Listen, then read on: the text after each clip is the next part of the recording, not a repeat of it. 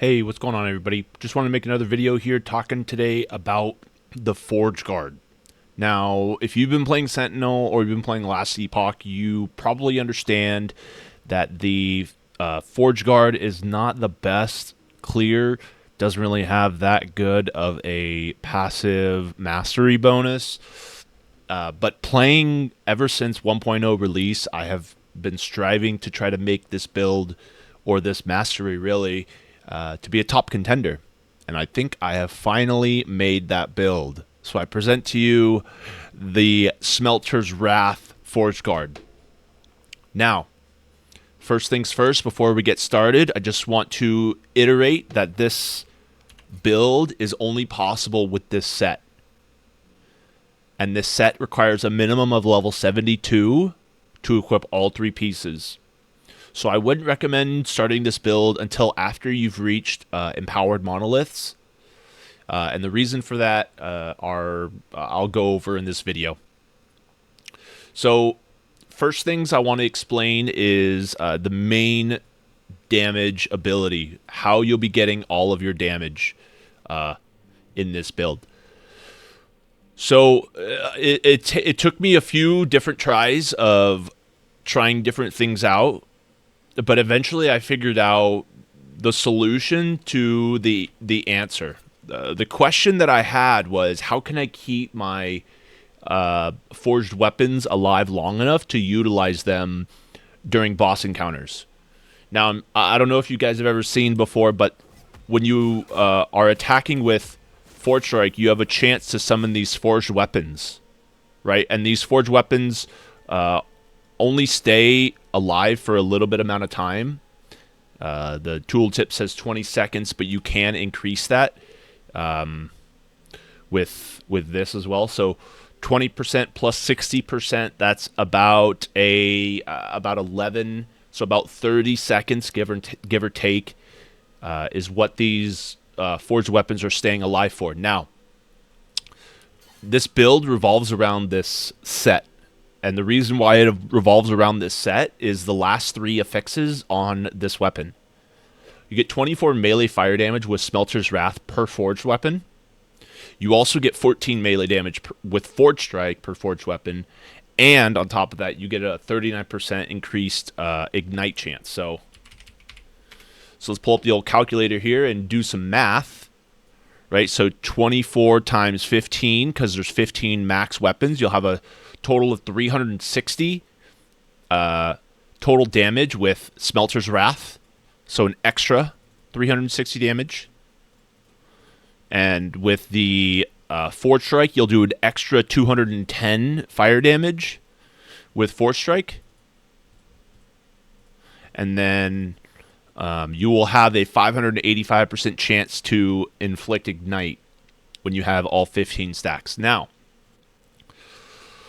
the reason why it's so strong is because these weapons travel with you and they're spawned via Forge Strike. Now, it can get pretty intricate describing how everything works. So I'll just go through kind of what I do when I start out for monoliths. First things first you want to do is you want to get 4 out of 4 Sigils of Hope. You want to make sure you have 4 of them up at any time that you possibly can. These will increase your damage by 25%.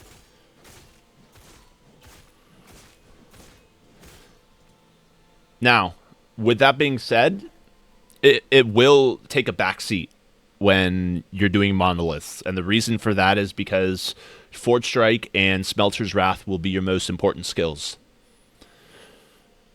For the demonstration purposes only, we're going to be going over the skills first off. So originally I started with Rive, and I started with Bound Weapon as well as Foe Cleaver. The reason for this was the chance to apply an ailment on hit will have a double effect for Rive, so that 585% chance to ignite actually turns into 1,070, which is pretty massive considering every hit is 10 stacks, about 10 stacks of ignite. And the reason why I chose off of Rive. Now, you can go to Rive if you like having fast attack speeds. But the reason why I took off of it was because of Heated Forge. It allows for a more direct summon ability of the forged weapons. And you're going to want this for bosses, because for bosses, your forged weapons die pretty quickly. Now, the whole basis of Forge Strike is to use the ability and you summon weapons. And when you summon those weapons, you get stronger. Actually, numerically stronger by, 13 for every Forge Strike and 23 for every Smelter's Wrath. Now, first, you want to jump into this and you want to get well-forged weapons, you want to get Beneath Solarium, and you want to get Fan the Flames. Any way that you can get those, that's what you're going to be looking for. The reason for this is it's going to dramatically increase your DPS.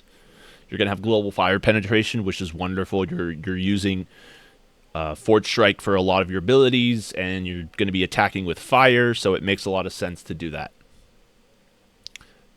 Now, this was where I kind of went off the deep end. I had a thought.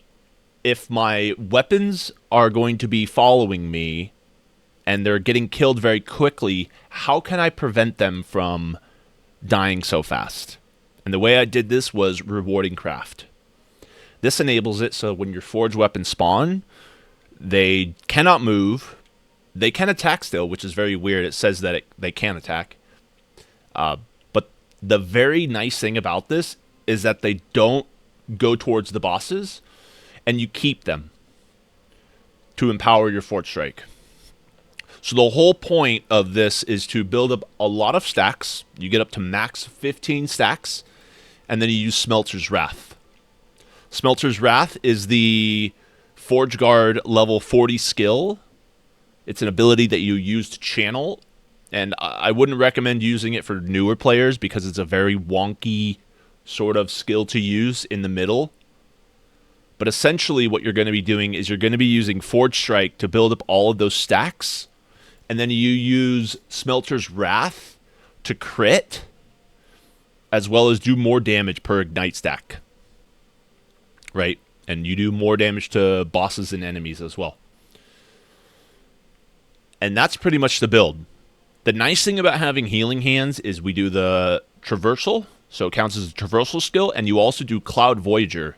And what this does is when you spawn your weapons and you Healing Hands to the area and it has weapons in it, it'll refresh 75% of your cooldown for Healing Hands. So it'll remove about 4.5 seconds, right? About 5 seconds of cooldown so you could use it again. So it works very, very well in regards to having a lot of movement speed, moving around the map, and also just for functioning.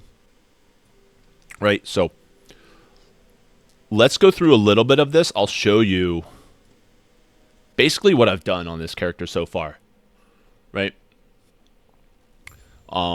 There are some extra buttons that you can use. You can use Volatile Reversal if you wanted to. You could use Devouring Orb if you wanted to. You would need to spec into those, but they're definitely usable. I'm not sure how any other talents work in this build. I've only tried these ones so far, but going into it, let me just kind of show you how everything is done, right? So first off, we're going to start by, like I said, refreshing our Sigil of Hope stack. And I attack like this because my mana fills up. Every time you attack, it doesn't matter if you hit a target or not, you get mana. So utilizing that skill is going to be to your advantage. Next, these smaller mobs are going to be the ones you're going to want to target first because they're going to spawn the swords, the forged swords. When the forged swords spawn, they will give you ward, and they'll stay in place, and they provide you ward per second. Now, as you can see, I'm hitting mobs for about 2,600, critting for about double that. Right, 33, there was a 6,000 there. Very nice. Good damage. Great survivability.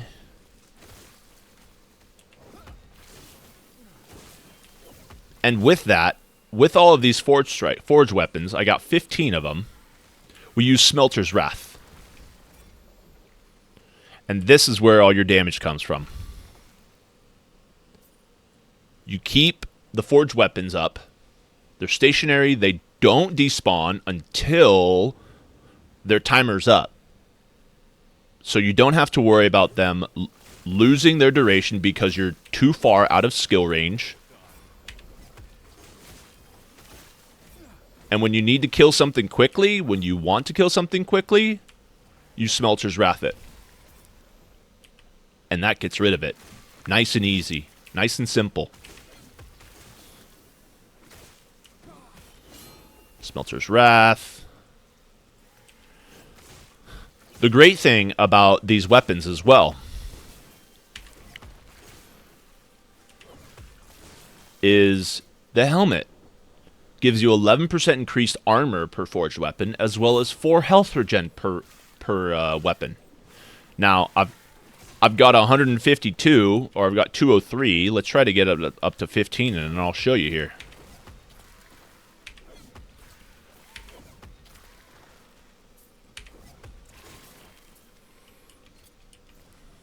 But 284 with 9. Right. And then you have the Sigils of Hope, which increase that as well. But I've got 7,000 armor. 71% reduction. So you're tanky. You do a lot of damage. And on top of that, if you can get something like this that increases your damage while channeling and increases your resistance while channeling, it'll just increase the Smelter's Wrath damage. Because you channel while using that ability. And it can straight one-shot these mobs.